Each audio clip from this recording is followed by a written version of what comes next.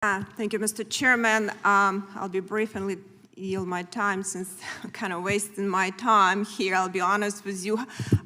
Secretary Mayorkas, do you take full responsibility for all decisions of action or inaction made at your agency? Do you personally take full responsibility for all of the decisions made at your agency? I am the Secretary of the Department. So it means yes. I bear ultimate responsibility for the decisions made. Yes, okay.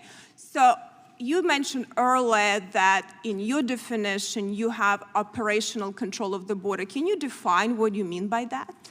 What we mean, because under the Secure Fence Act, it means that not a single individual would cross the border. Under that definition, no administration has had operational control. So what number do you have? 5 million, 10, if less than 5 or 10, or less than a couple 100,000 get away or more? I mean, what is your definition? What we do, Congresswoman, is we have a number? What we do is we look at the resources that we have available to us and ask ourselves, are we deploying those resources to achieve the most effective results for the American people? That is what we do, and we are hopeful, working with you and other members of this committee, to increase the funding for the Department of Homeland Security. So fun, we hear funding, but I've been at the border and you've been at the border too. How would you grade your job on a scale of 0 to 10? How would you grade yourself?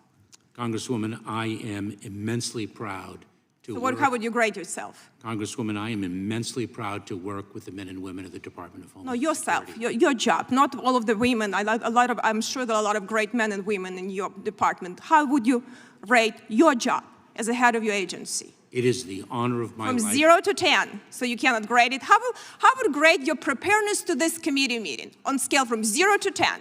We ask information, you all these promises letter. I'm not wasting my time. I'm sorry, I don't want to use bad word, what you can do with all these letters, because we keep giving money and sending letter and you tell us BS back. So how would you rate yourself, your preparedness to this committee? It is the honor of my lifetime to work with the men and from women. Scale 0 to 10, how would you say how prepared you came to this hearing?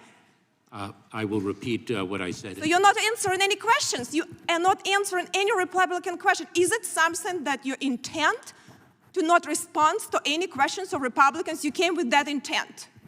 That is incorrect, Congresswoman. Well, you're not answering any questions. It is. I mean, every time I hear you say, we will, we shall, yeah, I don't know. You don't know any numbers. You don't even know how many people you actually, you prosecuted, how many people you deported. You're nothing. How can you say you know how your department is run? As executive, you don't know these numbers? Congresswoman, let me share with you. Well, you haven't shared anything useful here. Let me share I'm with you. sorry to tell you, I'll yield to Chairman Jordan because I'm not going to be wasting your time with this charade and circus. You do not have an intent to do that, and it is a serious national security issue. This border and cartels are stronger. A lot of money NGOs are making who knows what, and probably a lot of corruption over there. And we have a national security crisis, and you sitting here and saying, looking at us with very smiley face. It's unacceptable, but I yield to Chairman Jordan. Thank the gentleman for yielding. Mr. Secretary, of the 140 illegal aliens you've encountered who are on the terrorist watch list, again, this is Mr. Ice's question earlier in the day. What is the status of those 140 individuals? First of all, let me allow the record to reflect that I'm not smiling, okay. Nor have I smiled. Yeah. Mr. Chairman, will you repeat your question, please? The 140 individuals who've been encountered on the border who are on the terrorist watch list, what's the status of those individuals? I believe that question already has been posed, and I mentioned to the chairman that we will provide that data to you. Have any of them been released, I guess is another way of framing that. Mr. Chairman, let me say this. Individuals who pose a threat to public safety or national security are detained pending their removal. Well, that's not what the Inspector General said. He said CBP released a migrant on the terrorist watch list and ICE faced information sharing challenges planning and conducting the arrest. This is from Mr. Kufari, the Inspector General, DHS. You disagree with Mr. Kufari? We respectfully do. You do? Okay.